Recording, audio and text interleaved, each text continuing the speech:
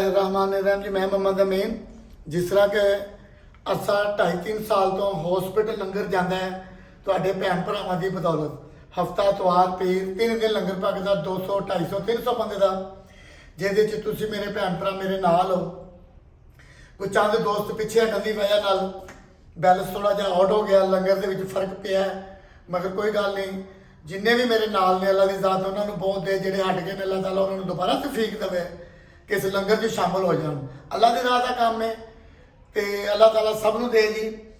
थोड़े जे मैसेज आए दोस्तों वगैरह ने मैसेज किए, फोन किए कि अमीन भाई तुसीं एक चैनल बनाया सी यूट्यूब के उपर देसी किचन विद अमीन 4-5 साल पहले, तुसीं अपना चैनल दोबारा बनाओ लंगर के नाल नाल। लंगर का काम तो जिन्नी देर मेरी जिंदगी लंगर से पक्केगा, हफ्ता इतवार पीर 3 दिन वो मैं एक चैनल बनाया यूट्यूब पर देसी किचन विद अमीन। वो मुख्तलिफ किस्म दी मैं रेसिपियां दस रहा। मौसम के हिसाब न सर्दियाँ आ गई ने तो हूँ रेसिपी की बना रहा मैं पंजीरी। पंजीरी 5 साल के बच्चे तो लैके 100 साल का बंदा भी खावे, पट्ठियां के दिमाग वास्ते हर चीज़ वास्ते वह तरीकेकार की बनाने का खाण का सारी डिटेल मैं तुहानूं दसना। अल्लाह ताला सब की खैर करे, आमीन। वो चीज़ां यह ने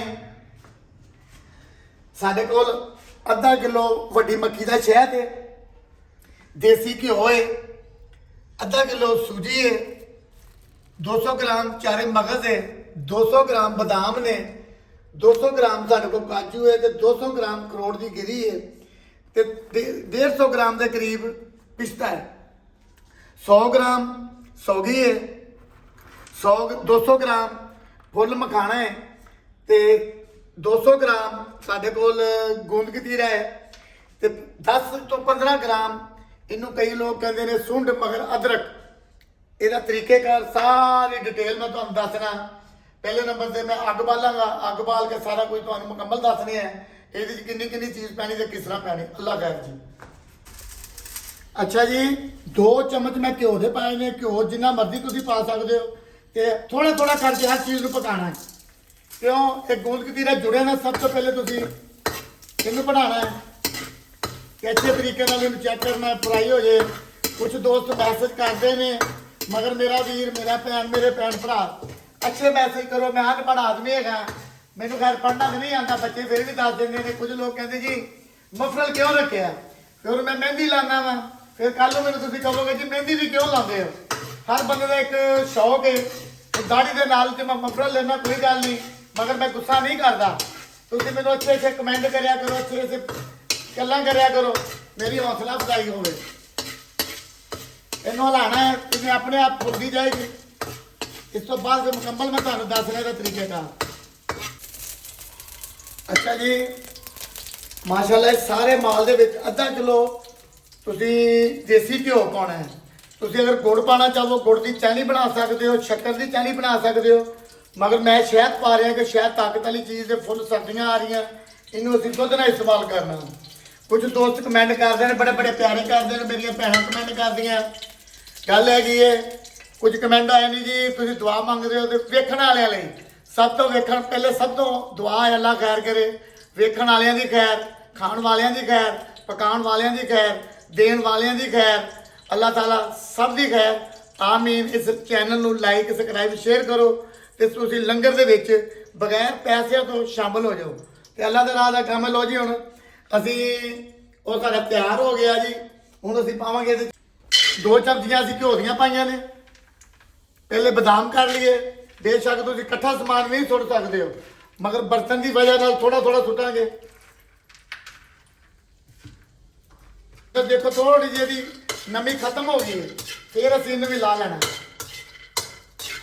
बर्तन है तो तुसीं वड्डे बर्तन से सारा इकट्ठा नहीं समान पा सकते हो, मगर बर्तन की वजह नाल मैं थोड़ा थोड़ा कर रहा।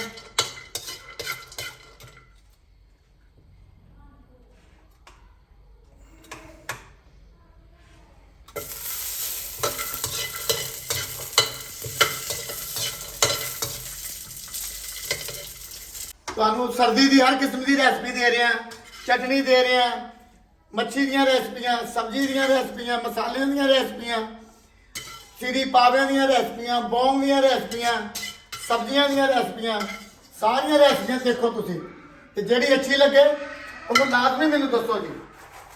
ਹੁਣ ਅਸੀਂ ਜੀ ਕਰੋੜ ਪਾਵਾਂਗੇ।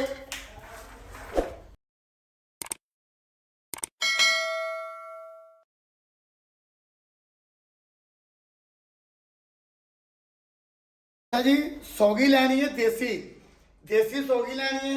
ਉਹਦੀਆਂ ਡੰਡੀਆਂ ਲਾ ਲੈਣੀਆਂ ਨੇ। ਇੱਕ ਸੌਗੀ ਹੁੰਦੀ ਹੈ ਲੰਮੀ, ਉਹਦੇ 'ਚ 20 ਹੁੰਦੇ ਨੇ, ਉਹ ਨਹੀਂ ਲੈਣੀ। ਇਸ ਕਰਕੇ ਕਿ ਬੱਚੇ ਨੇ ਵੀ ਖਾਣੀ ਹੈ, ਤੁਸੀਂ ਦੇਸੀ ਸੌਗੀ ਲੈ ਕੇ ਉਹਨਾਂ ਦੀਆਂ ਡੰਡੀਆਂ ਲਾਣੀਆਂ ਨੇ। ਉਸ ਤੋਂ ਬਾਅਦ ਤੁਸੀਂ ਇਹਦਾ ਹੱਲ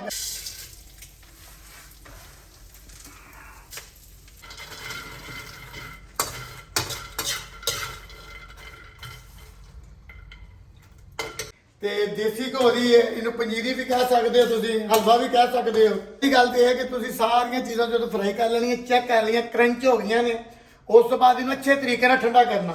ਠੰਡਾ ਕਰਨ ਤੋਂ ਬਾਅਦ ਮੇਰੇ ਕੋਲ ਇਹ ਗ੍ਰਾਈਂਡਰ ਹੈਗਾ, ਕੱਲ ਮੁxtਲਿਫ ਕਿਸਮ ਦੇ ਗ੍ਰਾਈਂਡਰ ਨੇ, ਇਹਨੂੰ ਤੁਸੀਂ ਅੱਛੇ ਤਰੀਕੇ ਨਾਲ ਗ੍ਰਾਈਂਡ ਕਰ ਲੈਣਾ। ਇਹ ਜ਼ਰੂਰੀ ਨਹੀਂ ਹੈਗਾ ਕਿ ਬਿਲਕੁਲ ਆਟੇ ਵਾਂਗੂ ਹੋ ਜਾਏ, ਬਿਲਕੁਲ ਥੋੜਾ ਜਿਹਾ ਦਾਣੇਦਾਰ ਬਣੇ। ਤੇ ਮੁਕੰਮਲ ਮੈਂ ਤੁਹਾਨੂੰ ਦਿਖਾਣਾ ਹੈ ਸਾਰਾ ਕੁਝ।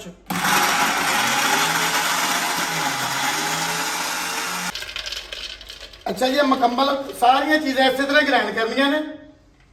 जिन को वड्डा ग्राइंडर है ज़्यादा इस्तेमाल हो कर सकता, मेरे को छोटा मसाले वाला ग्राइंडर है। फिलहाल गुंजाइश हुई तो माशाल्लाह दूसरा ले आवांगे जी चॉपर।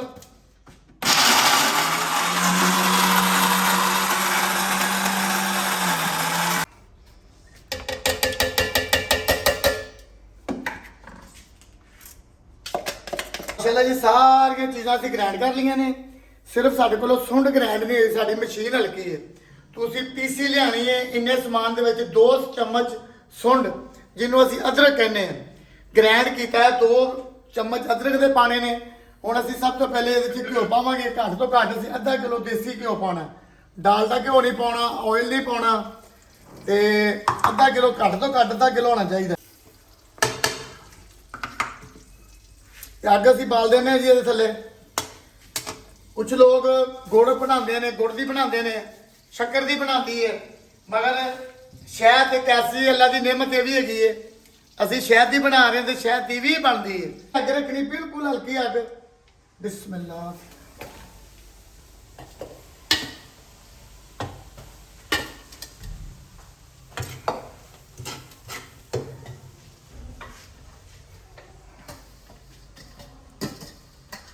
अगर घ्यो थोड़ा लगे तुम होर पा सकते हो।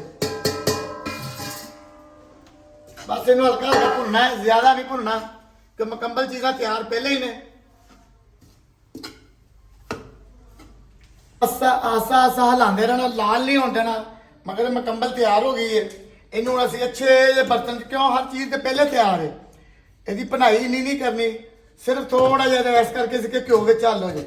अच्छे बर्तन च कढ़ने जी, फिर तुहानूं दसने नूं ठंडी करके शहद किस तरह पाना।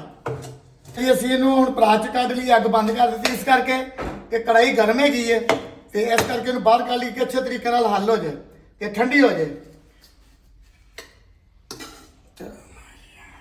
ठंडी हो गई है। असीं हुण इह शहद पा रहे, घੱਟ ਤੋਂ घੱਟ इहदे च असीं 1.5 पा दे करीब शहद पावांगे। अगर गुंजाइश है ज़्यादा पाउण दी ते तुसीं ज़्यादा 20 पा सकदे हो।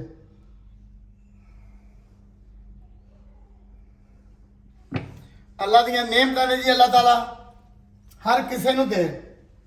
कमेंट कर रहे हैं कि यह चीज़ां अल्लाह की ज़ात सब नूं दे। फिर दुआ होई है खाण वालियां दी खैर, वंडण वालियां दी खैर, पकाउण वालियां दी खैर, देखण वालियां दी भी खैर। इस करके कि मेरी मूवी वेखणगे ते मैनूं लाइक सबसक्राइब करनगे। अल्लाह ताला सब नूं तंदुरुस्ती सेहत दे जी, आमीन। अच्छा जी माशाअल्लाह, इन्हूं मैं बर्तन च कढ लिया। हुण की कहंदे हुंदे ने जी डेकोरेशन के गार्निश, असीं ओह करांगे। बाकी अपने माँ बाप भैन भरावां नूं खवाओ, मियाँ नूं खवाओ, बच्चों नूं खवाओ, अपने नानके दादके सब नूं खवाओ। ते दुआ फिर वही है, खाण वाले की खैर, वंडण वाले की खैर, पकाउण वाले की खैर, देण वाले की खैर, वेखण वाले की खैर। जिथे जिथे मेरे मुसलमान भैन भरा ने, अल्लाह की ज़ात उन्हां मुसलमान भैन भरावां दी सब दी खैर, आमीन।